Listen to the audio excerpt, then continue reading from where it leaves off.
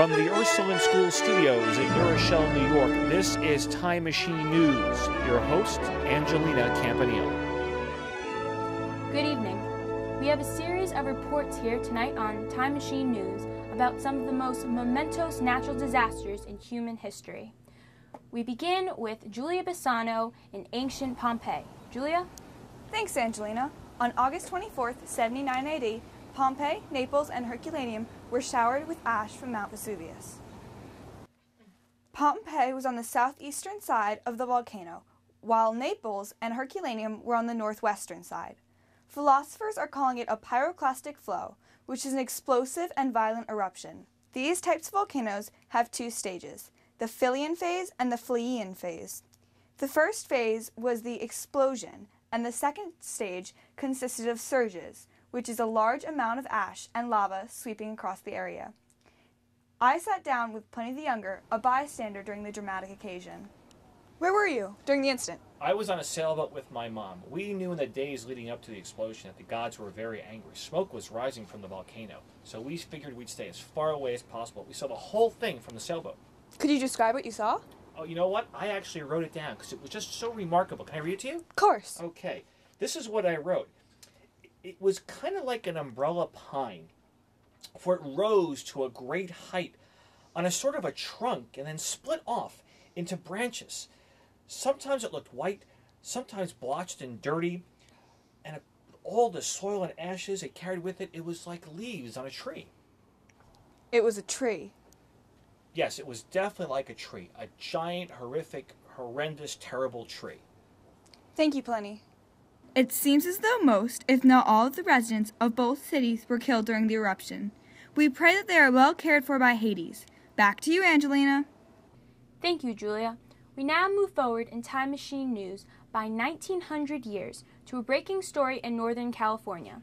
A major earthquake has devastated the city of San Francisco. A 7.9 magnitude earthquake has killed hundreds of people in San Francisco. The earthquake lasted nearly a minute and was felt as far away as Los Angeles and central Nevada. 300,000 square miles was impacted along the San Andreas Fault. A surface rupture now extends some 200 miles along the fault. In San Francisco, 250,000 people are homeless. That is almost half the city's population. There is millions of dollars of damage. Water and sewer pipes have been destroyed, along with roads and railways. It will take years to recover. The shocked population has been terrified by a series of aftershocks. Fires have been ignited around the city. Most are out of control because firefighters cannot get water from ruptured water pipes. Seismologists think the San Andreas Fault shifted in what they call a right lateral strike slip. Basically, the fault was locked together and built up pressure over many years. It suddenly slipped, causing the earthquake. We hope to get more details on the earthquake in the days ahead.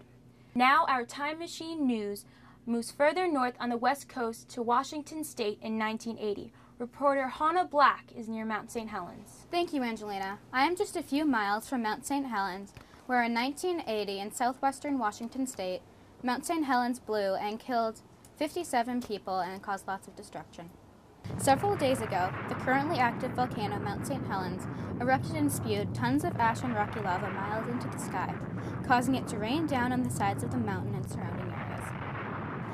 As you can see here, the volcano was once an inactive mountain, but in the past month, scientists have noticed that the north side of the volcano has been unusually distorted, and part of the mountain is bulging out, which is a sign that magma is rising below the surface.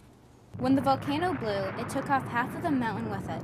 The entire summit of the volcano was blown into the sky. The eruption was very violent. It sent fire and lava raining onto the ice and snow frozen on the mountainside. The heat caused the ice and snow to melt quickly, sending muddy water down the side of the mountain. When ash and water turn into a mudslide, it is called a lahar. These lahars are very destructive and will destroy almost anything in their path. As you can see here, the ash that was launched into the sky from the eruption has been blown from winds high in the atmosphere across most of the United States. And although not all of the country was affected, the areas in Washington State got up to 5 inches of ashfall in some places, and the ash drifted as far as over here in eastern Kansas. The volcano is still active and having eruptions, and although they are not as major or destructive, they are still affecting the people living in southwestern Washington State. Back to you, Angelina. We now move across the Pacific to Japan to 2011. A deep-sea earthquake has created a tidal wave that was watched across the Japanese coastline. Katie Canning is in northern Japan. It's a remarkable situation, Angelina.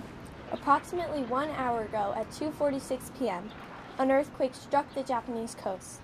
It had a magnitude of 9.0 on the Richter scale. Minutes later, a tsunami hit the eastern coast, triggered by the seismic waves. The areas affected by this shock started at the eastern coast and have spread all throughout Japan. This earthquake has caused vast destruction already. Highways have buckled, skyscrapers have crashed, and people are in turmoil. In about 15 hours, we have been told that the tsunami waves will likely be hitting the western coast of America. These towering 30-feet waves will most likely have the same effect that the earthquake had, wrecking communities and flooding towns. The earthquake was caused when the Pacific Plate was subducted under the edge of the Eurasian Plate. The friction from the Pacific Plate kept the Eurasian Plate from moving. Because of this, pressure built up and created this earthquake. As you can see here, the junction met 231 miles away from the coastline of Japan. If the subduction of these two plates occurred closer to Japan, the destruction could have been even worse. The seismic waves have already demolished the eastern Japanese shores, and scientists have predicted the Japanese coastline will drop about 2 feet. A local has shared this photo with our station. This is the view from his 4-story apartment building when the tsunami waves struck the coast of Iwate-Kamashi. Angelina, as you can see, once the waves crashed against the shore, they destroyed almost everything in its path. Thank you, Katie. We will have more information coming your way. I'm Angelina Campanile, and that's it for all of us here at Time Machine Eyewitness News. Good night.